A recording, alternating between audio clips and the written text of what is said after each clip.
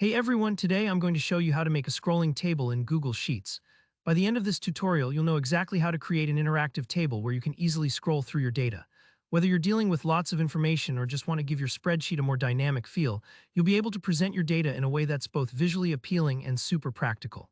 Let's jump right in. First up, you want to start by selecting the data you want to display in your table. Take a moment to carefully highlight all the rows and columns you need.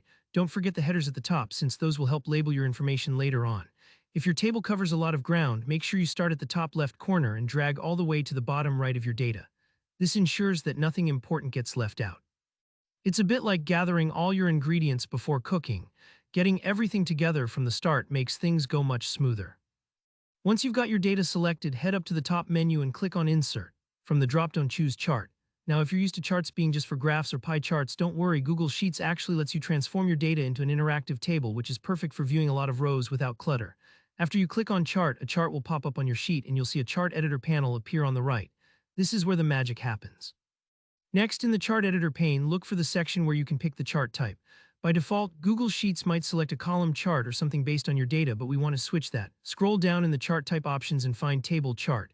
It usually has a little icon that looks like a grid or spreadsheet. Go ahead and click on that. Instantly, your data transforms. You'll see your information neatly organized in a table format, but with a new bonus, a scroll bar on the right. This means that even if you have dozens or hundreds of rows, you won't need to make your spreadsheet gigantic. You can simply scroll through the table to see everything. Not only is this scrolling feature incredibly convenient, but it also keeps your sheet looking tidy and easy to share, especially if other people need to view or interact with the data.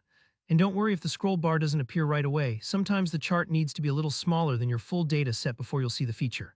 Try resizing the chart or adding more data to experience the effect. Here's another really useful feature. You can quickly sort your table with just a click. Hover over the column headers in your table chart and you'll notice small arrow icons appear. If you click one, you can sort the entire table from A to Z or from the smallest to the largest number depending on the data in that column. This comes in super handy for things like lists of names, sales numbers, or dates. Let's say you're tracking student scores in a class. Just hit the arrow and you can instantly sort so the highest score pops to the top. It saves you tons of time compared to reorganizing everything manually. And that's really all there is to it.